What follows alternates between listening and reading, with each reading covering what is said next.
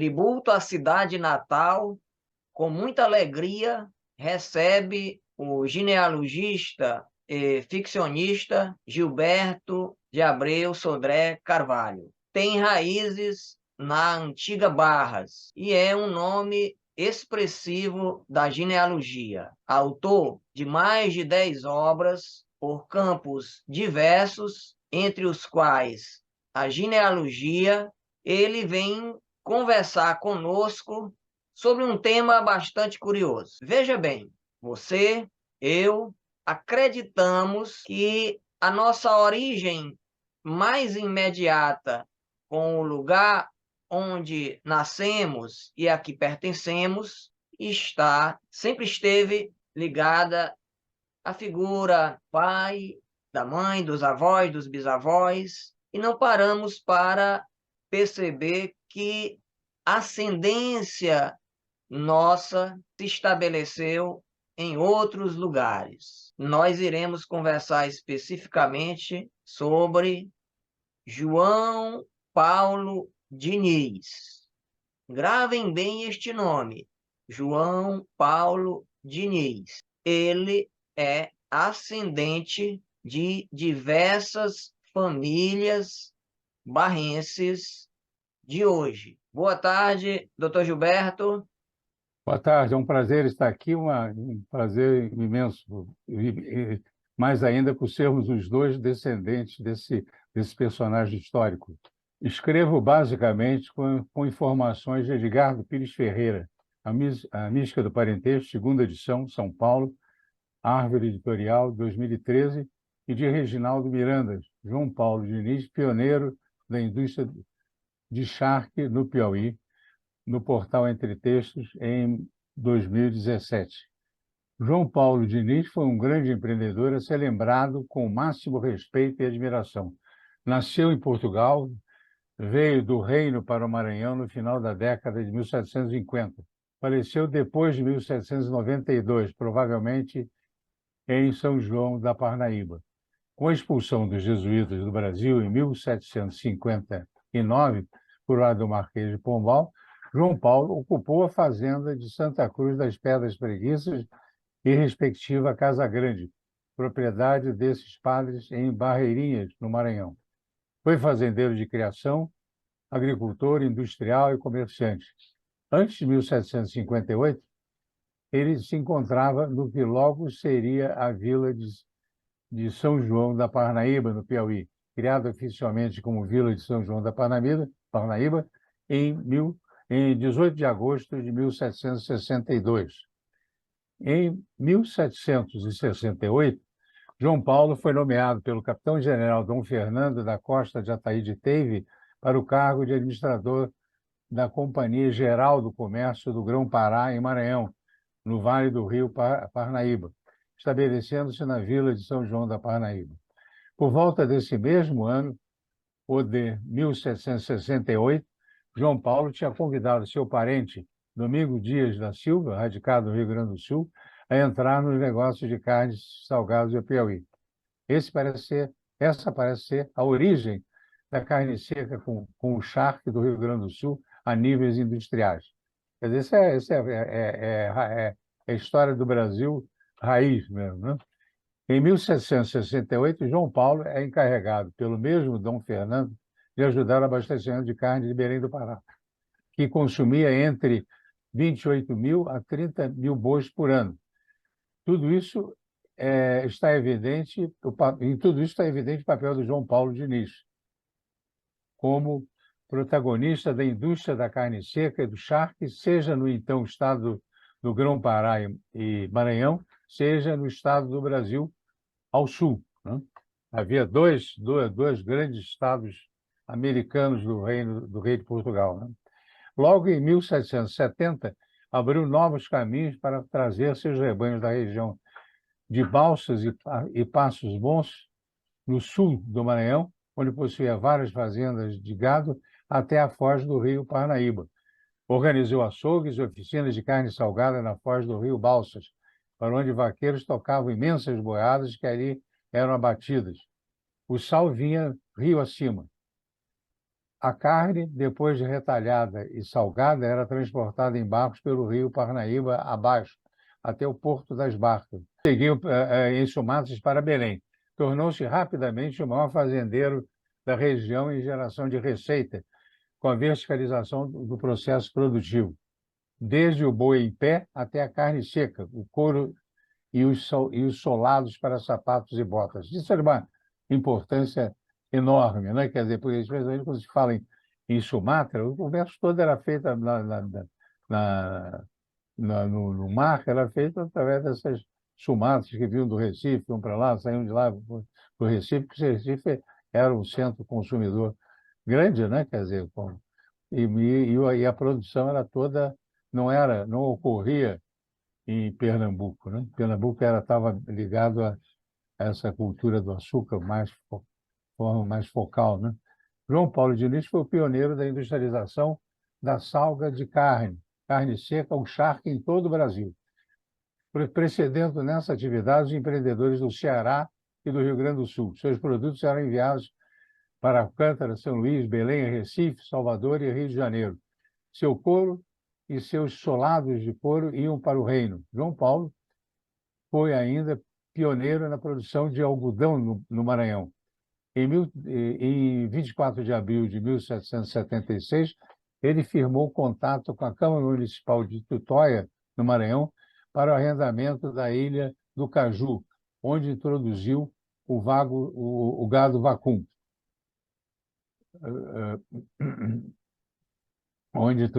João Paulo, com outros, desenvolveu a feitoria do Porto das Barcas, antes Porto Salgado, em São João da Parnaíba, para comercialização e exportação, especialmente de carne seca.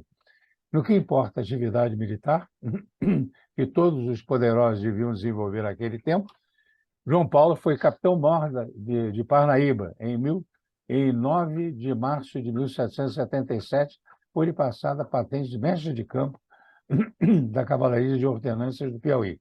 Na qualidade militar, foi membro da Junta Trina de Governo da Capitania do Piauí em 1788.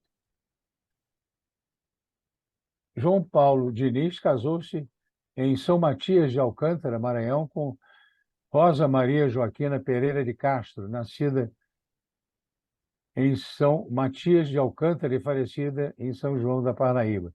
Rosa Maria foi herdeira de afastado comerciante estabelecido em Alcântara. Em São João da Parnaíba, João Paulo e a esposa construíram a capela-mor da Igreja Matriz de Nossa Senhora da Graça, na Praça da Graça, depois de terem mandado refazer a nave central, o teto e o forro. Em 1777, a Cúria Metropolitana de São Luís autorizou a bênção do templo reformado. No ano seguinte, o casal doou à paróquia uma casa na Praça da Igreja. O empreendedorismo de João Paulo foi estranhado pelas autoridades régias. Havia uma tendência, né, só um comentário à parte, a tendência a inibir as pessoas de muita iniciativa. Isso aconteceu, inclusive, durante o Império, e até hoje, né, acontece esse tipo de coisa. A iniciativa deve sempre ser organizada pelas autoridades políticas, né, e não por alguém que se organize para a produção, para a indústria, para o comércio, né? Então, essa é a história de sempre do Brasil. O capitão-general Dom Francisco da Costa de Ataíde Teve, acima referido, escreveu ao seu subalterno governador do Piauí, Gonçalo Lourenço Botelho de Castro, em 1770. Um dos homens de negócio da Parnaíba, chamado João Paulo Diniz, veio aqui trazer 2 sumacas de carne seca para a Fazenda Real, tendo-se-lhe encarregado esse transporte o ano próximo passado. Havendo na referida vila alguma implicância com ele, como ele me informa, sucedeu duvidarem-lhe um piloto que necessitava para dar rumo a uma de suas embarcações, o qual, com efeito, recebeu a bordo dela, não obstante os embaraços que achou. É interessante esse uso da palavra duvidaram-lhe, puseram em dúvida o que ele queria, né? o qual recebeu o voto dela, não obstante o embaraço que achou. Agora, porém, receia que na mesma vila lhe faça alguma alcavala, de que sairia prejudicado, e para evitar qualquer acontecimento contrário ao giro do seu negócio, passará Vossa Senhoria, o governador Piauí, né, por ordem lá do Dom Fernando, as horas que forem conducentes a esse fim, visto andar o dito homem em serviço de Sua Majestade, e de tanta ponderação que dele se deveu muita parte dessa navegação até o presente ignorado.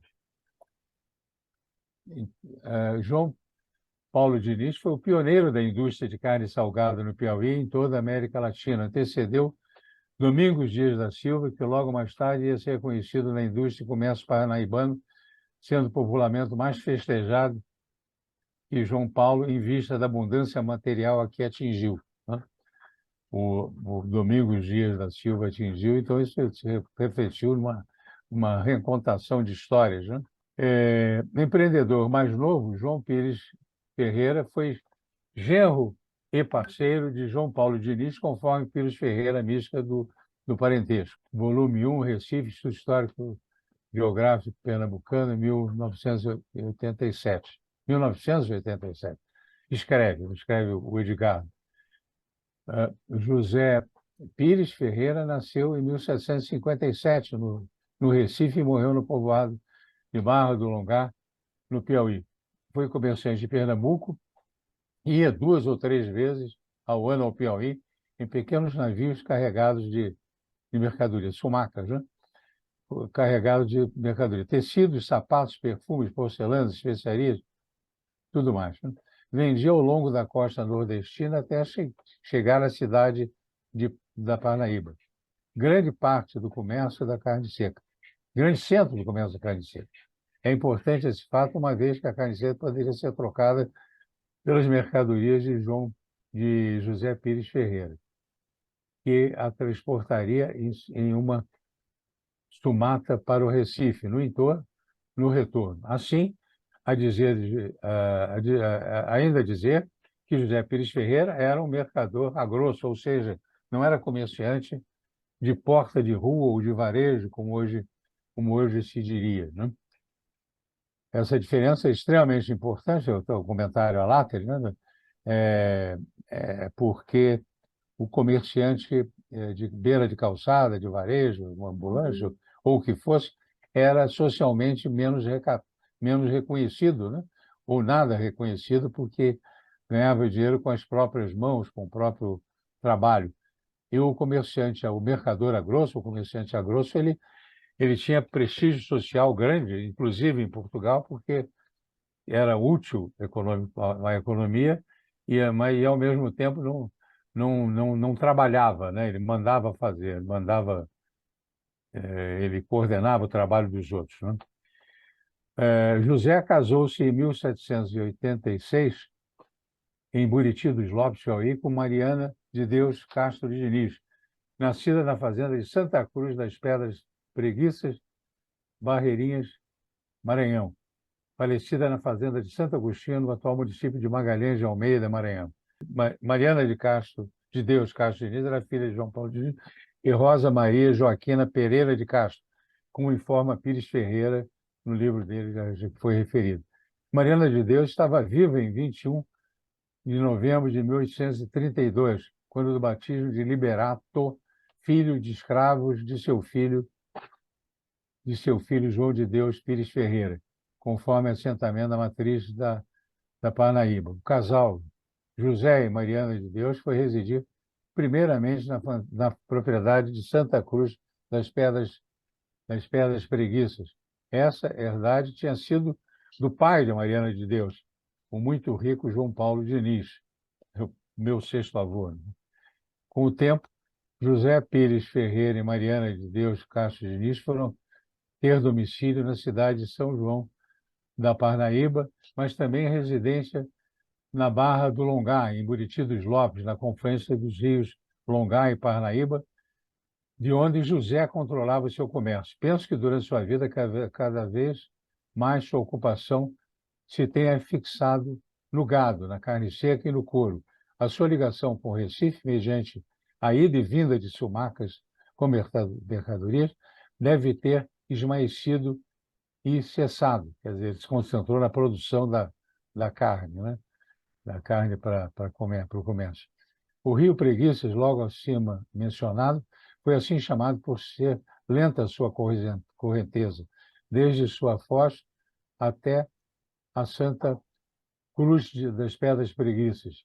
Permitia a navegação de embarcações médias, indo para cima indo para cima da fazenda quando o volume da água se reduzia. Os barcos tinham de ser de pequeno calado. As terras da região eram fertilíssimas e o clima agradável pela proximidade do mar. Havia chapadas para a criação de gado vacum, que penso poderia ser vendido para carne seca ou transformado nesse produto por ordem do próprio José Pires Ferreira para ser levado a São João da Parnaíba. A fazenda de Santa Cruz das Pedras Preguiças era parte das antigas terras da Companhia de Jesus, sendo os escravos negros abundantes e decisivos para a geração de muita produção. No ano de 1795, José Pires Ferreira se encontra em Barra do Lungá, ocasião em que estava na posse das terras herdadas por sua esposa Mariana de Deus, e outras terras devolutas em torno da Lagoa do Bacuri e também ao longo do rio Parnaíba, do lado maranhense. Também, nesse referido ano, tinha o domínio de terras herdadas por seu pai, o mercador Domingos Pires Ferreira, que era aqui, nunca foi ao Piauí, mas era pernambucano, né? E teve um papel muito importante na história do Brasil, na Revolução lá em Pernambuco. A par dessas terras referidas, José Pires Ferreira foi obtendo a posse de grandes áreas na margem piauiense do rio Parnaíba. É interessante só comentar uma coisa que eu falo muito do José Pires Ferreira, porque ele e o sogro dele eram pessoas ligadas à mesma exata atividade, né?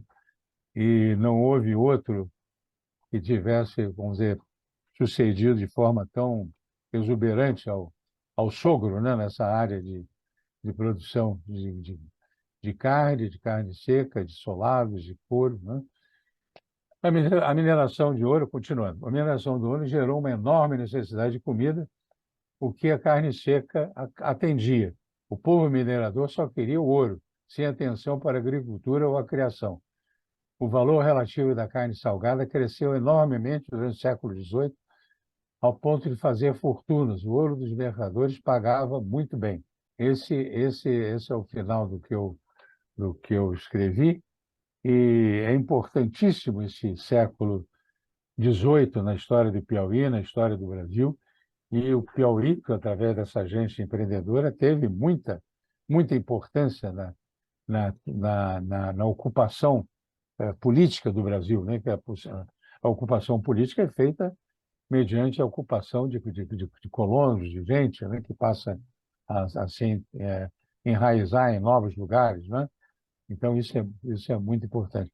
Eu tenho muita admiração por esses dois homens, pelo João Paulo e pelo José Pires Ferreira, por conta de terem contribuído de tal forma para o desenvolvimento do Brasil. Vamos dizer, eles como comerciantes, o efeito da sua ação era percebido longe de onde estavam, né?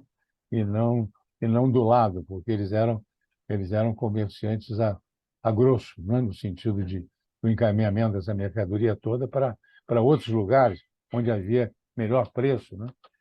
Então, isso. Eu fico feliz de estar aqui tendo contribuído com esse meu apanhado. Tudo Eu bem. gostaria, doutor Gilberto, de lhe fazer aqui dois questionamentos.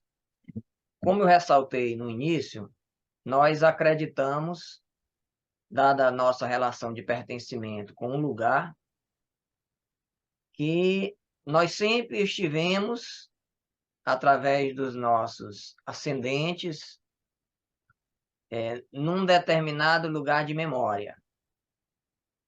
Pai, avô, pais, avós, bisavós, e assim sucedaniamente.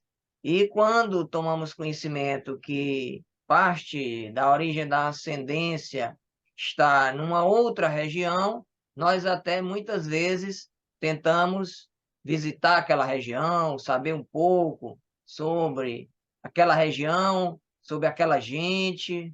Eu estou tomando a minha pessoa, inclusive, como referência, porque a minha ascendência paterna é a região do Médio Parnaíba, piauiense e do sul do Piauí. O senhor fez um retrato aí dessa figura exponencial, que foi João Paulo Diniz, na vida de Parnaíba, da pujante Parnaíba, no passado e hoje ainda, e vários barrenses também vão ter a sua ascendência lá, através de nomes como João Gomes, do Rego Barra, e outros, que estão todos, de alguma forma, imbricados por laços de parentesco, né? Por meio de vários agrupamentos familiares. O que significa para a genealogia um estudo dessas, dessa ascendência, dessa relação com os ascendentes, que não estão estabelecidos num dado lugar? Porque começa a se estudar um personagem, vou usar esse termo aqui, entre aspas, começa a se estudar determinada figura, se constrói com essa figura algum tipo de vínculo contextual, entendendo a inserção daquela figura na política, na economia, na religião, na vida social, no cotidiano, e muitas vezes o pesquisador tem que se deslocar daquele lugar onde aquela figura está inserida para outras regiões. Por exemplo, se nós formos aqui verificar as famílias de Barras, nós vamos ter que nos deslocar ao Brejo, no Maranhão, a São Luís, vamos ter que nos deslocar lá ao Recife, vamos ter que nos deslocar a Parnaíba, vamos ter que nos deslocarmos a José de Freitas, Uhum. uma região antigamente ligada, pertencia a Campo Maior.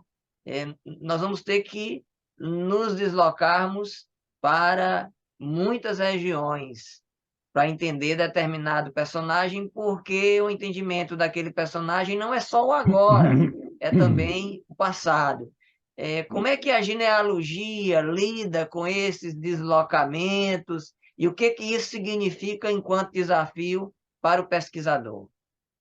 Essa questão é extremamente central, né, na genealogia, vamos dizer, no aproveitamento da genealogia para se entender ah, as pessoas hoje, né? E porque a genealogia é uma espécie de genética social, né? Então a gente tanto é resultado genético de uma infinidade, né? Uma imensurável de antepassados, né? Quando nós somos, vamos dizer, também influenciados no nosso caráter, no nosso jeito de ser, por essas mesmas pessoas, né? Porque, e de uma forma diferente, porque aquela história que diz, né? A pessoa é metade genética, outra metade ambiente. O ambiente que se fala, o principal ambiente onde a pessoa vive é o seio da sua família e das memórias da sua família, do seu pai, da sua mãe, do seu tio, ou das coisas contadas. Isso é um outro, esse é um ambiente primeiro. Depois tem os amigos, tem uma série de coisas, mas quando a psicologia fala de ambiente, quer dizer, né, com toda certeza, o primeiro plano é da família. Agora, o que acontece na questão da origem das pessoas é que durante muito tempo, durante a Idade Média e durante o início da Idade Moderna, né, em Portugal, né, existia uma fixação grande das pessoas e da sua ascendência no mesmo lugar. As pessoas não se deslocavam. As pessoas eram, até os pobres, dizem uma coisa interessante, os mendigos, eram ligados às paróquias onde eles estavam, né? No território onde eles estavam. E os crentes daquela igreja, daquela paróquia, tomavam conta da alimentação dessa gente e não se via mendigos andando pelas estradas reais. Não havia. Não existia isso, essa coisa de deslocamento, não havia. Ninguém estava se locomovendo sem ter uma razão séria para se locomover. Então, as pessoas se fixavam. Então, a identidade entre territorialidade e genética era genética não, genética sem dúvida, mas em genealogia era muito grande, quer dizer, o ambiente era idêntico à genealogia que se tinha a perder de vista, assim, 100 anos ou mais que isso, havia essa lembrança. Mesmo que não houvesse a lembrança no sentido de registros dessa ascendência, havia o fato disso, né? Depois, com o tempo, com a coisa, as pessoas passaram a se deslocar muito mais, né? Na Idade Moderna, quer dizer, vamos falar dos anos 700, 800, as pessoas começaram a deslocar muito, ou mesmo antes, né? Deslocar de um lugar para outro, ou no caso de Portugal, para as colônias, né? E depois, muitas vezes, de volta a Portugal, estabelecendo biografias bem diferentes da mesmice da biografia daquelas pessoas do tempo de permanência no mesmo território, típico da Idade Média e do início da Idade Moderna, né? Então, esse é um ponto interessante, quer dizer, a pessoa perde a memória dos seus bisavós, né? Porque nem pergunta sobre eles, nem de regra, né? Não sabe de onde vem, se satisfaz com a explicação assim, que a sua vida ancestral começou com os avós, né? É muito comum essa ideia. Existe um certo, né, no Brasil, especialmente, um certo desprezo por isso, né? Popular, né? Quer dizer, não aqueles que estudam isso e que têm prazer em reencontrar os seus antepassados para além disso, né? Então, parece que tudo acaba ali. Agora, e o que é verdadeiro é que a gente vamos dizer, a gente também tem uma ação, nós somos agentes da nossa própria história, não no sentido de estarmos vivendo e produzirmos fatos a partir da nossa vida atual, mas sim também das ligações com o passado que a gente faz. Então, tem certas, vamos dizer, a pessoa se identifica com um determinado ramo dos seus antepassados, com a família do seu avô materno, muitas vezes em detrimento do avô paterno, de um tio, em detrimento do pai, né? Isso tudo faz com que exista também um movimento de busca de passado, né? Quer dizer, e com isso a busca de uma ancestralidade que não está presente naquele lugar onde se está naquele momento, né? Então tem tanto movimento que a genealogia tanto nos leva para fora do lugar onde se está, no caso brasileiro nosso atual, né?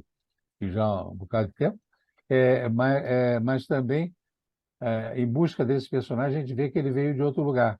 E a gente abre os olhos para aquilo que a gente tem a gente percebe de interessante, de valioso naquele outro lugar. E a gente perde isso quando a gente pensa que o mundo acaba no horizonte. Não é verdade.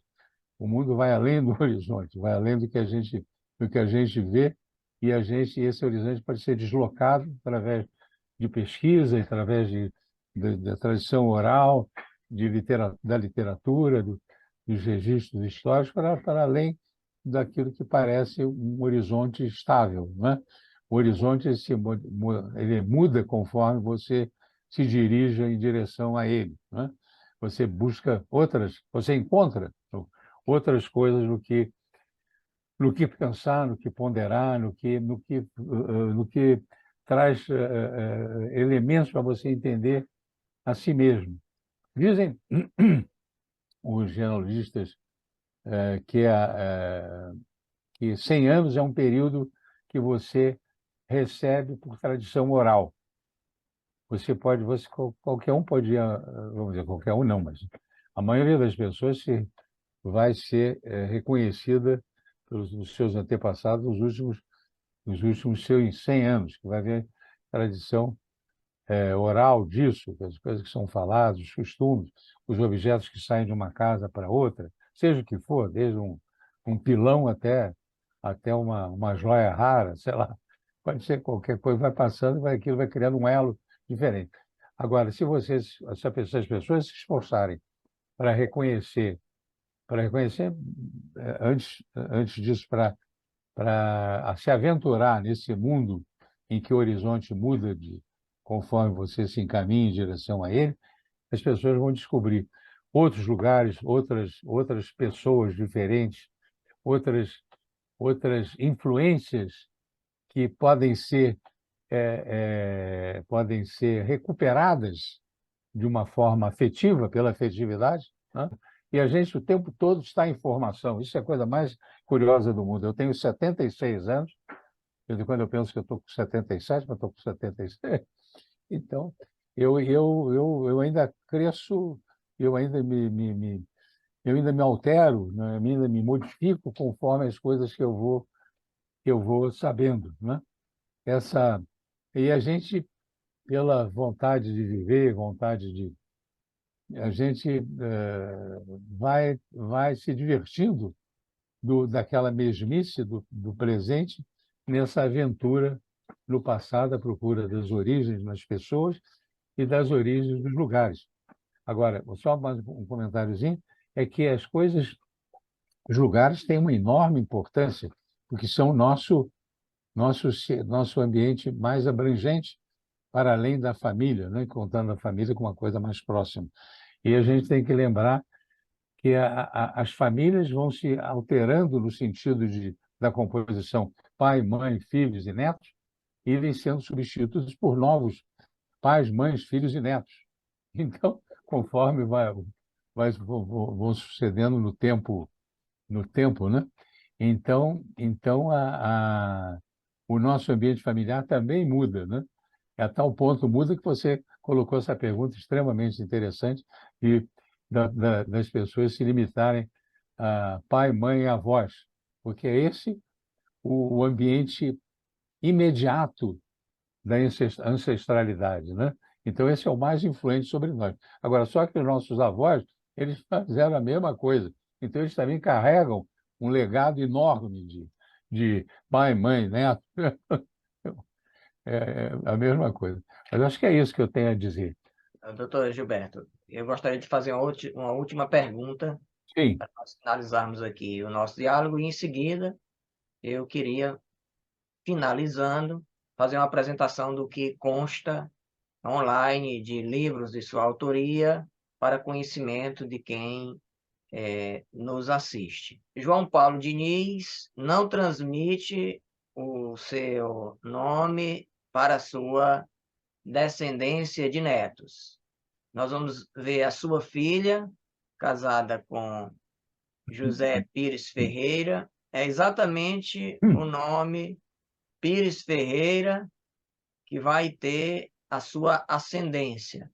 Tanto que esses municípios, a grande gama de municípios aí do norte piauiense, repletos de descendentes de João Paulo Diniz, com outros nomes, com muitos nomes, sequer imagina que tenha a sua origem lá nas gerações mais recentes, na nona ou décima geração, vai dar isso aproximadamente, né? Oitava, sétima, oitava, nona, décima geração, né? Quem exatamente vive contemporaneamente. Esses nomes se opta então, a descendência do João Paulo Diniz na região da antiga Barras, vai se fazer por meio de José Pires Ferreira. Por que então, o senhor acredita, houve essa opção pelo nome patrilinear sem nenhuma referência ao nome de João Paulo Diniz?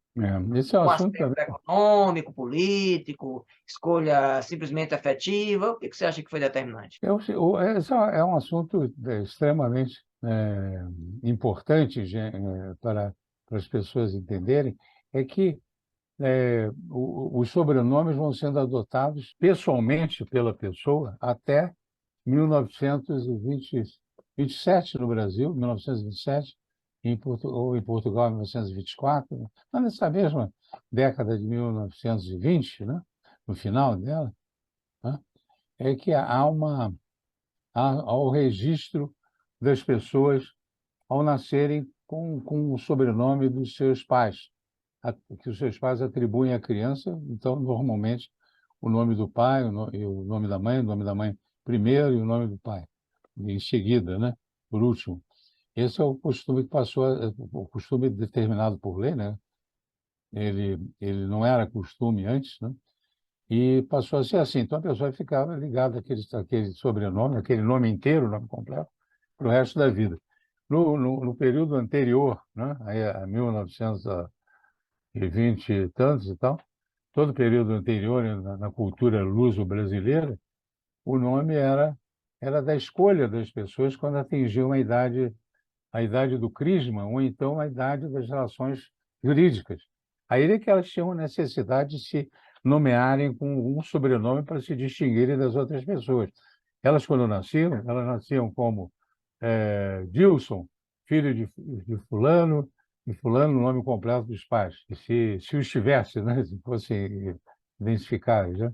E aí o Dilson, quando tivesse, nomeava com o sobrenome que ele achasse melhor. Podia ser da mãe, do pai, de um tio, de um sobrenome de um tio, de um nome devocional, como de Jesus, do Rosário, do Sacramento, tal, qualquer. Ele tinha escolha, as pessoas eram livres para isso. Foi o controle, a necessidade de controle do Estado, especialmente para efeito de tributos, de não haver ninguém fugir da, da regência do Estado, né? Que começou a ser obrigatório para não haver como a pessoa mudar de nome, porque também, além de escolher o próprio nome, porque as pessoas, no período anterior, enorme, anterior a 1924, as pessoas, eu não tenho certeza, 24 ou 27, né?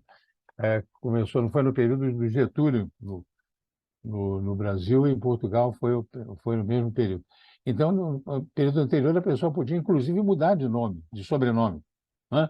Até determinado ponto, ela tinha um sobrenome determinado, depois ela passava a ter outro, e não havia nenhuma punição a respeito disso, né? Era tudo livre para ser feito, porque não havia controle estatal grande. E no período anterior, até 1850, do anterior, né?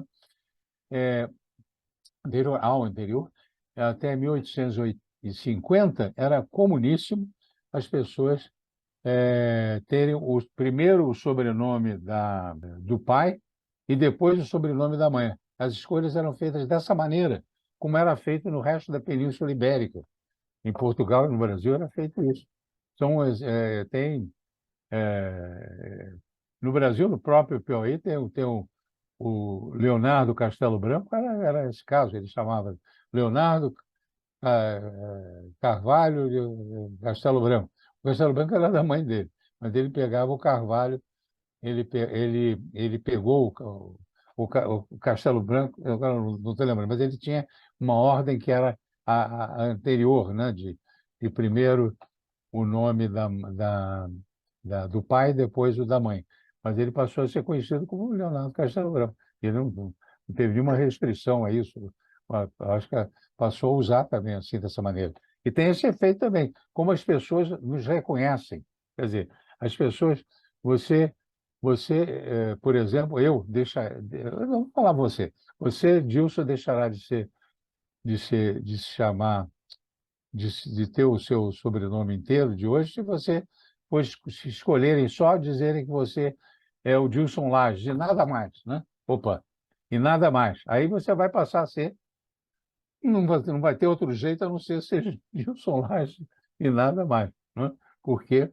porque a sobrenomeação é uma forma de identificação das pessoas. Então, se ninguém o identifica de outra maneira, você vai ser daquele jeito mesmo, né? Então, outros casos que houve de gente de patrilinearmente Carvalho de Almeida, como o nosso presidente Humberto Castelo Branco, o pai dele já tinha adotado o Castelo Branco como sendo o sobrenome primordial, né? Quando, a rigor, se patrilinearmente, ele seria Carvalho de Almeida. Então, a escolha... Então, acontece isso. Se alguém com um nome de mais prestígio, um sobrenome de mais prestígio, ele é dado à escolha pela pessoa, né? A pessoa vai escolher esse nome de mais prestígio. Se ela tiver houver uma mudança de sorte, no passado, especialmente, havia mudança de sobrenome também, né?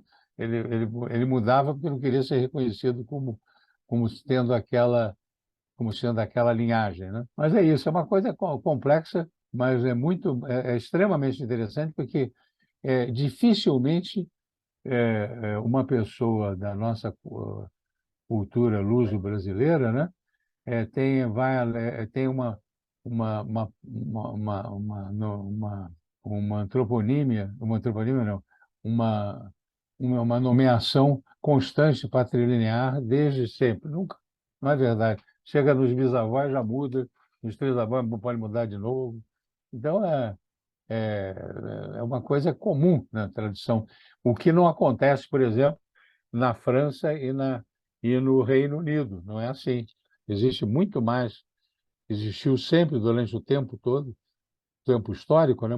Muita preocupação com essa referência à origem, e essa referência à origem ser fixada no patronímico, né? No sentido amplo, né? Que patronímico é o nome do pai, como fosse Rodrigues, Henriques, Gonçalves, mas é o nome do pai, né? Então é isso, é uma coisa muito interessante. É engraçado que as duas perguntas têm uma mesma central, assim, sei lá, uma mesma matriz. É interessante. Lhe fiz essa pergunta particularmente porque eu sei que o senhor é estudioso da escolha de nomes, de sobrenomes na cultura brasileira, tendo já publicado, inclusive, bastante a respeito do assunto, e poder ouvi-lo falar a respeito do assunto é sempre uma grande aprendizagem, né? O senhor conhece o percurso histórico da discussão desse tema, né?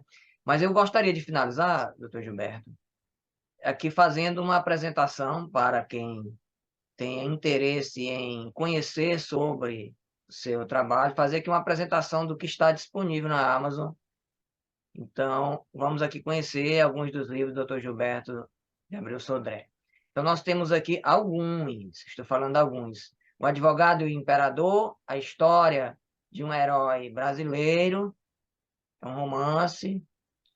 A Inquisição no Rio de Janeiro, no começo do século XVII, é um estudo historiográfico.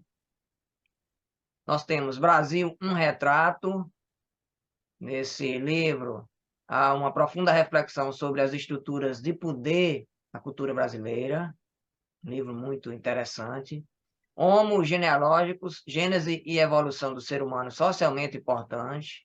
Um profundo estudo em que o Dr. Gilberto tenta estabelecer critérios para a genealogia, critérios, eu vou dizer, objetivos da genealogia enquanto ciência. Aí ele publica O Poder na Sociedade Brasileira. Esse estudo não está desvinculado de suas pesquisas sobre genealogia, embora não tenha a sua essência exclusivamente nisso. Memorial do Ouro, que teve edição de Entre Textos, um romance histórico fabuloso, de muito prestígio, e muito querido por quem o leu, muito lembrado. Alguns livros no campo da gestão, Dr. Gilberto teve larga atuação em sua história como advogado militando com direito empresarial e publicou alguns livros de gestão que se relacionam também com a sua história pessoal no setor. Acho que estou fazendo as leituras corretas, né? Resumindo de maneira correta. Propriedade empresarial, um estudo transdisciplinar. Posteriormente, responsabilidade civil concorrencial, quem lida aí com direito empresarial, com gestão. A empresa inteligente, inovação constante para a sobrevivência. Organização Android. A nova empresa. Tem mais, os Carvalho de Almeida, do Piauí, e outras obras. Estas aqui estão disponíveis aí no site da Amazon. Você consulta aí Gilberto de Abreu Sodré Carvalho. Você vai conseguir localizar aí os livros do Dr. Gilberto. Dr. Gilberto, muito obrigado pela felicidade que o senhor traz a Barras, podendo falar sobre um dos ascendentes de antigas famílias que fizeram Barras do Maratauã. Muito Muito obrigado. obrigado, Gilson. Muito obrigado pelo seu carinho comigo e pela oportunidade de estar aqui, né? Nós é que agradecemos. Até outra oportunidade.